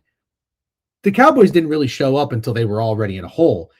But I think the difference is the defense played well, and some blame really has to go. You don't think that you're not giving any kudos to the defense? Yeah, I'm giving kudos to the defense. I don't want to shit on Dak at all for yesterday, because I think it could have been that interception he threw and the Eagles up 21. It would have been really easy to give up and not show up like he did for the end of that game. I don't think there's a single negative thing you could make me say about Dak Prescott from yesterday. I can't say it. The interception was a negative thing. Yeah, that was it. And after that, he was like perfect. Yeah. I mean, they had 7 points in the first half. Yeah, I know they did. Also, was Jalen Hurts bad yesterday? What? Was Jalen Hurts bad yesterday? Yeah. He was? Yeah. Huh. I thought Jalen Hurts looked like ass. What are you talking about? No. You hate when you guys say that, man. That is not even an opinion. Dak Prescott, and I like Dak Prescott, has constantly been this quarterback who doesn't show up until the game is already out of hand. Sometimes they come back and win. Most times they don't. Their OC was atrocious. Yeah. I don't know. There's something wrong with it. 10 carries for 22 yards and a really bad fumble. And the Eagles punt returner had a really bad fumble. We're shitting on Jalen Hurts for having 290 yards passing, a touchdown, no interceptions, 7 carries for 33 yards and 2 touchdowns. Okay. That's what we're doing. Okay. No. That's one of his better games of the year. Yeah. Okay. I'm fine. I'm fine switching up on that. I can't. I mean, is it a hot take to say that Sirianni is a shit coach? Nah, you can't say. Because he just won a Super Bowl and he's been to 2. Well, they're just dominant on defense, dude. He knows what he's got. They're dominant on defense. Dak found a way to score on them, but most people are not finding ways to score on this team. The thing about impressed, dude. I'm just impressed with the Cowboys yesterday. That was an impressive win. Okay, but sometimes though, the thing we have to remember about coaching is there are some bad coaches who have won Super Bowls. I know. And Barty Bart, no, I don't think so. I think Kevin Patullo calls the plays, right? He hasn't taken that from him, has he? I think he just did. I thought he just did last week, or this game, but maybe I'm wrong. He gets hated on a lot. The Eagles just get hated on, man. The Eagles get hated on. Yeah, but dude, I know we have been Eagles guys. They deserve it. They deserve the hate. Yesterday they do for sure. I mean, God. I mean, somebody commented earlier, it was like, oh, DJ doesn't care. Oh, Kim was like, DJ doesn't care about the wins. Motherfucker, we were defending the Eagles when they were 10-1 and winning ugly. It's like, who cares? You're winning. I don't care if you win ugly. And then they got built to win ugly. That's the thing, is they're built to win ugly. It's not, they're not really trying to be pretty. I almost think I disagree. They are not. That's the frustrating thing. They are not built to win ugly. No, they are not. They have A.J. Brown, Devontae Smith, Dallas Goedert, and one of the best running backs in football. But they win ugly and a good defense. They should not win ugly, and they win ugly. That's why they make you want to pull your hair out of your fucking head. And I think it's coaching. Interesting. I don't know that I don't know. Saquon for sure. I don't know where Jalen Hurts ranks on quarterbacks for people. I don't know how good A.J. Brown is anymore. I know he looked good yesterday. That was his first good game in a while. I'm really not sure how good he is. That might have been the post that NFL Underdog posted where you shared it, the one that Cam sent us that they deleted. That was one of the funniest things ever. That was hilarious. What was that? What the fuck happened? I really don't know. For those who don't know it, NFL Underdog, their actual page, posted that Jalen Hurts, this was like 9 minutes after the game. I don't even know how it could be this. It said, Jalen Hurts said, A.J. Brown wanted 100 yards. Well, he got 100 yards. I hope he's happy. And that's a real tweet they posted. And then they deleted the tweet. Yeah. I just want to address this because I got to keep it 100. For everyone, look at this. This is really Underdog really posted this tweet. That was really weird. You criticize every ugly win the Bears get. Yes, but I am also at the same time telling you Ben Johnson should be coach of the year. Hello. Giving you credit for winning these ugly games. You know what I thought about this one? Did you see Malik Neighbors deleted the tweet too, bitching about? I liked that from Malik Neighbors. Is that weird? Yeah, no, I like. I didn't know Malik Neighbors gave a shit if they won this game and they went 2-2. I like that he gave a fuck. I was like, you know what? Honestly, I like that you give a fuck. Totally agree. Yep. Like, you're mad you lost this game at 2-9. I kind of fuck with that. I already gave the Caleb take this week. He played well. Malik Neighbors said he was frustrated. He felt like the team was trying to lose. They ran it twice when they should have passed it or something like that. Correct. He basically said, how the fuck do you lose that game? And that's what everybody watching thought. Yeah. But also, good on the Giants for losing and getting a better draft pick. Yeah. I know. Somebody told him, like, hey, bro, shut the fuck up. Yeah. It's like that meme where like the guy's got the hand on his shoulder, like, decision. Yeah. All right. There's no need to talk about the Bucs game. That was a scheduled loss. No, I'm just kidding. We could talk about it real quick. Oh no, we didn't talk about the Falcons Saints, dude. I don't know. Actually, we don't need to talk. I call bullshit on this. No shot. Complete bullshit. Yeah, we talk about Hinland 210 all the time. I'm just scared that I don't know how to say his name correctly. It is hard. I mean, you could probably do a little bit of a better job to. Do you want to help me? Do you want to help me? Hinland Tutan? Yeah, I say it all the time. Hinland Tutan. Yeah. Okay. I'll work on it. It's tough. He could Hinland. just. See, you're saying it wrong. That's the fucking problem. No H. Tinlin. I'll just go with Tinlin. I'm going to go back to this. This is what frustrates me about you. You just said, I'm saying it wrong. Like it's my fault. This fucking guy puts an H before tin and says there's no H. That's because that's probably how his fucking name is spelled. No, it's not. Is it? That's how your name's spelled? Oh, God. You're so stupid. I thought you were just making up words. You fucking think everybody could just be named Michael, dude. You think everyone could just be named Michael like you. I thought he was just making up words. That's all right. Damn, DJ's not really doing this, is he? Hey, I apologize. He said it's Bernice, DJ. You're a fucking idiot, man. Yep. Okay. Hey, sorry. All right. Caleb Williams gets an apology. Hinland Tutan gets an apology. T. Higgins gets one. Sorry. Yep.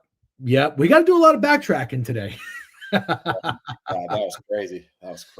ahead and clip that if you're here, DJ. Go ahead and clip that. We don't. What are we going to clip that for? I'm joking, bro. No, I know. I'm not yelling at you. I'm yelling at the chat. Okay, we're in there. We're in there. We get it now.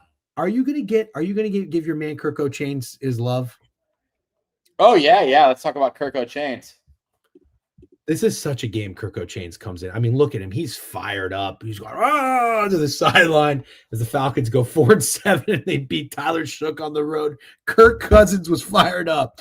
It was like, oh, God, it was so funny. He didn't even – I mean, I feel so bad for Kirk, but it's like the games where they actually needed him to play well, he did absolutely nothing. Then they go on the road and they play the fucking dog shit Saints who are clearly trying to lose. And Kirk Cousins is like, yeah, every time he makes a play. I mean, bro, he was hyped about the moon ball to fucking Darnell Mooney. He was hyped. I felt good for him on that in that moment when he was getting lifted up by his offensive line. I was like, you know what? It's cool Kirk Cousins gets to experience this again. And you know what it reminded me again? When a dog's dying and you say, let's take it to the park one last time. You know, like it probably can't run around like it used to, and it's not going to play with that puppy golden retriever or anything, but let's just take it to the park. It's kind of ceremonial. Let's let it have some fresh air and just fucking close its eyes, its fucking crusty gray eyes, and fucking soak it in. And that's what they let Kirk Cousins do yesterday against the miserable fucking New Orleans Saints. And good for Kirk. I'm happy for him. He's an old dog, and they didn't just take him out behind the barn and shoot him. They took him to the park one last time, and I actually fuck with it. It's very funny, though, when you say, like, Kirk is an old dog that's about to get put down and they're just like taking him to the park one last time.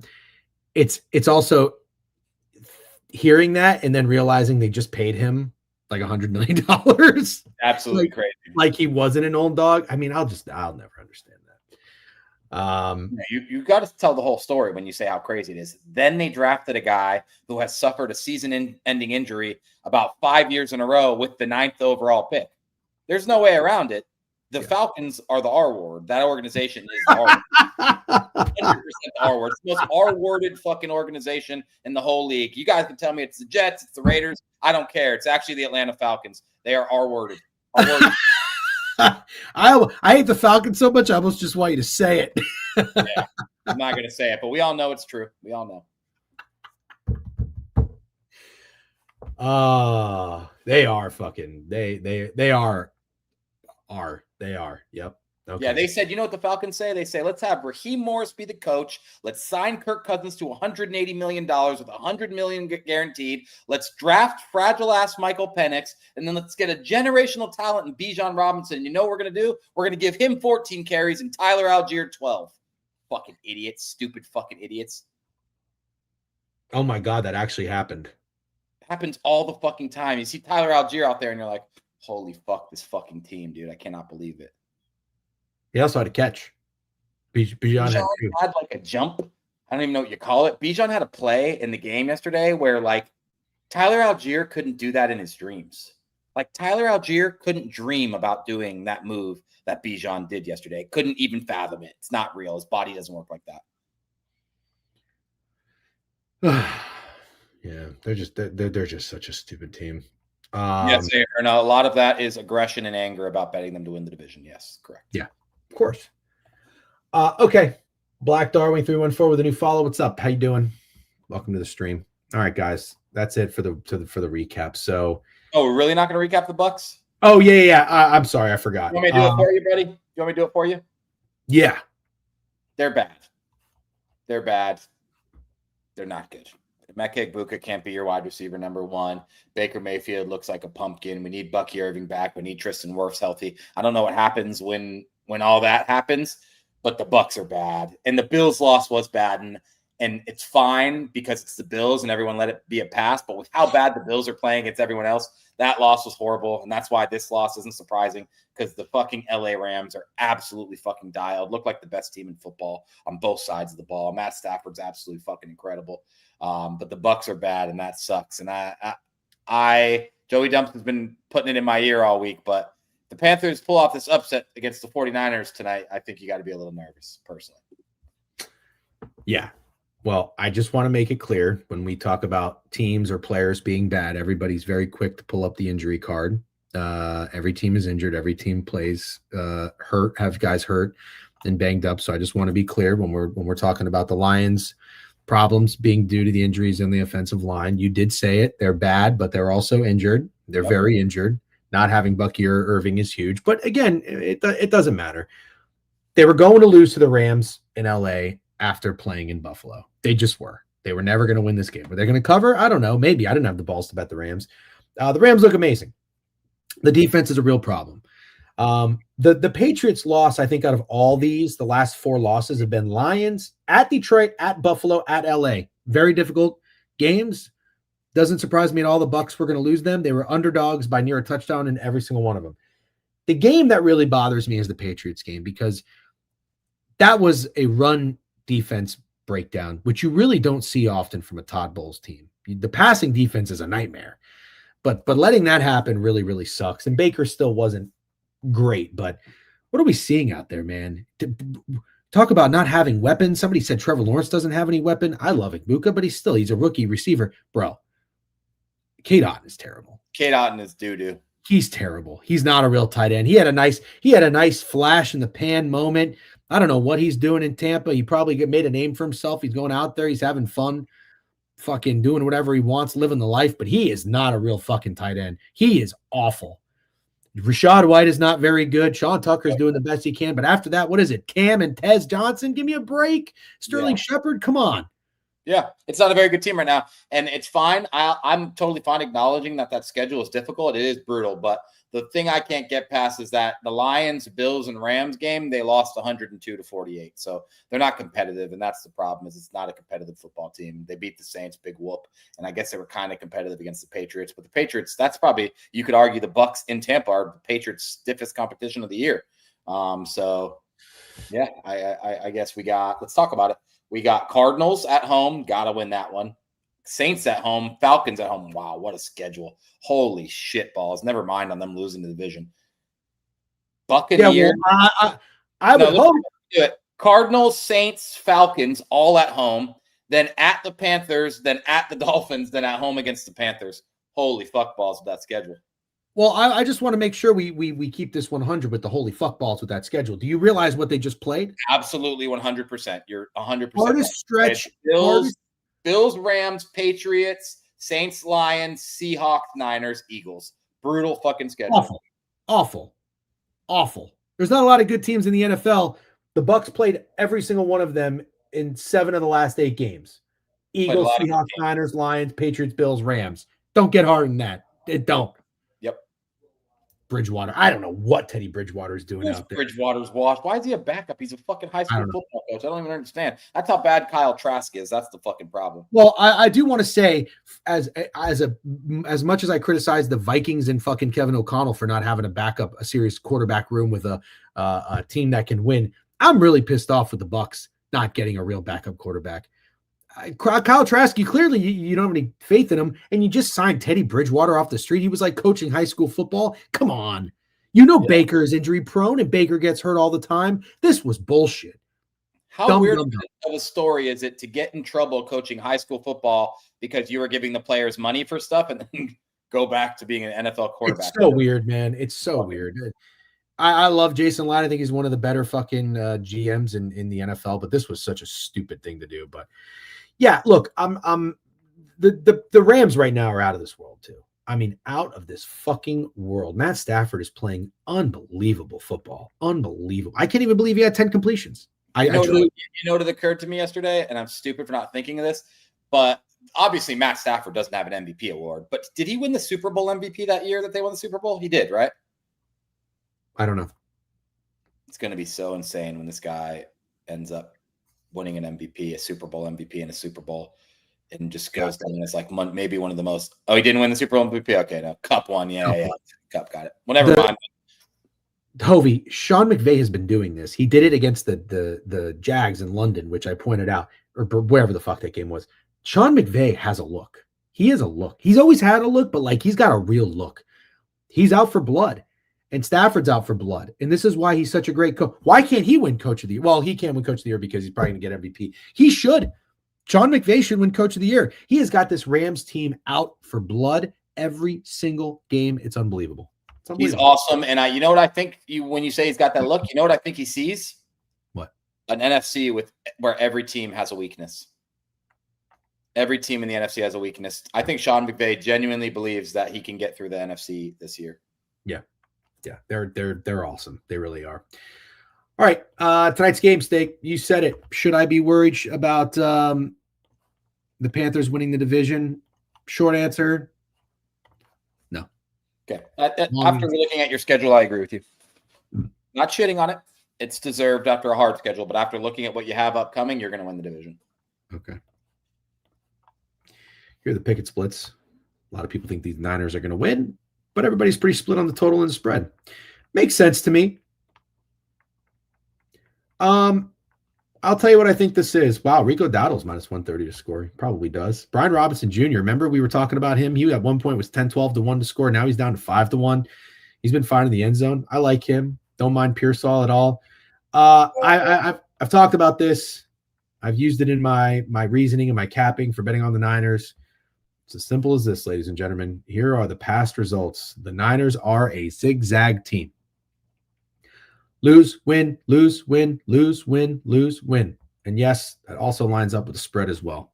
So they're coming off a win and a cover. It's the Panthers or nothing for me, Steak. I actually might even play it. I might play the Panthers. Okay. I like the over. I should probably stop betting primetime overs. It's probably definitely time, especially when you see us the last couple of lost. Not only have they lost, they've been insane losses. Dak kneeling it out with the Raiders was crazy with how much time was left. Yesterday's game not going over defies logic, let's be honest. But today I like the over. I was impressed enough with what I saw from Bryce Young, throwing the ball, getting fucking Ted McMillan. I think Rico Dowdle has looked like one of the best running backs in the NFL during this stretch that he's had. And I think I like the Niners offense with their guys back. Juwan Jennings, George Kittle, Ricky Pearsall, Brock Purdy. And I really like points. And I think 49.5 is slightly telling you that there will be points in this game. Yep. I agree. Like points. Kind of see this being like a what is the total actually? I didn't even look at it. 49.5. Oh. Yeah. Well, that's a high total, man. It is a high total. I was going to say the score I see in my head is 34-24, but that doesn't have the Panthers covering. So does that have the Panthers winning? I don't know. What is the line on ProfitX? I'm in Florida, so all my wagers are going to be on ProfitX now. Well, most of them at least. Do see what Hard Rock has to offer. Probably nothing, fuckers. 7.5 minus 105. 49 minus 111. Yeah. Give me the Panthers tonight. I'll be on the Panthers. And that's it. I gotta hop off. I got a corp call and I gotta call the vet back. Steak, can we lean on you for some NBA tonight? Yeah, I'll definitely be posting some NBA. I got nothing right now, but I'll definitely be posting some NBA for sure. And some college. Okay, 17 points of fantasy. Bet and Juwan to win. Am I good or am I fucked? Well, I'm up by 9 and I'm going against Juwan, so I hope you're fucked, but I don't know. Does it scare you betting the over with Bryce coming off a career high Dowdle night? It's a fair yes. I do think it's Dowdle night. Yes, that's a fair question. Great stream, guys. Have a good one. Yep. Thank you very much. Bruh. What are we and laughing about? Maybe he's behind. Hope all's good with the doggo. I know he has a sense of stomach. Thank you very much. He's struggling. He's fighting. He's fighting. Wait, are we getting laughed at because we didn't talk college basketball? Is that what we're getting? Is that what it is? Well, you got to hop off. You have a corp call. We'll post some CBB plays. Yeah. We'll always do the NFL recap on Mondays, boys. It's just who we are. Yeah, it is who we are. I don't think you really want us talking about Bucknell and fucking Vermont. I don't know what there is to say. Who's a good college basketball person that we follow that we should lean into? No comment. In the chat right now, T. Callantone, KP, both good college guys. Who else is in the chat? Deej, Pip Talk, Cam is money. Fuck Cam is money. Do us a favor, guys. Why don't you come on in? I want to look a little later. Let me stream. JR Hoops. What's up with Rose? How's Rosa doing this year? Said he was very confident about today. I'm interested in looking what he had. I think he has Houston. He said, and you're going to like this, he said he thinks he's already seen this slate before. Very confident. Is it a lot of similar matchups? No, like he's very confident. There's T. Callantone. Iowa State. Yep, I like Iowa State for sure, 100%. If you're not in the Discord, hop in the Discord. I just posted the link. That link expires in an hour. Get in it now. He has 10.5, but it's 13.5 now. Rosa getting that kind of CLV. May come off cocky, but I've only said this once before, and I swept that slate. Tomorrow's CBB board feels like a board I've already seen. Will be units deployed. Okay. All right. William and Mary for the play of the day. I bet them money line -414. Wow, look at you, Deej. Nerfy Chad said he retired and doesn't care. Rosa retired? No, he didn't. Did Rosa retire already? No, but he's deploying units today. But people like this Baker Mayfield thing of you for sure.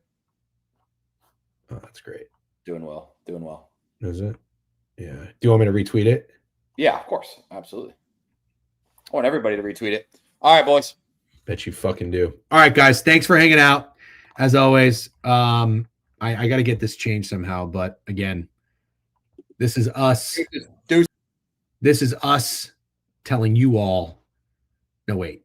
This is you all telling us thank you. All right. You're saying thank you guys for streaming, recapping the NFL, even though there's 75 college basketball games. We wanted you to talk about that and give you your thoughts on William and Mary. Thank you, Steak and DGen, for recapping the NFL slate, even though you guys didn't provide any winners. All right. Everybody have a great day. Good luck on all your bets. We'll see you tomorrow. Peace.